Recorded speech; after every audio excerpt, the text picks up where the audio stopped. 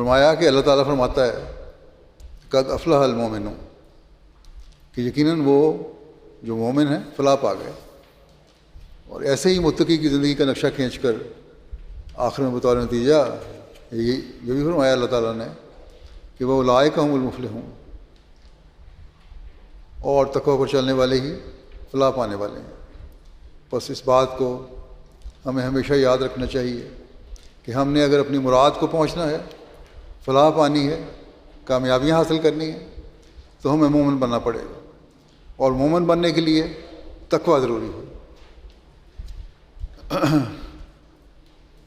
اولئک هم المفلحون کے بارے میں مزید فرماتے ہیں اس کا مطلب یہی ہے کہ وہ لوگ ایسے ہیں جو فلاح پانے والے ہیں اور کامیاب ہونے والے ہیں، جو تقوی پر چلتے ہیں.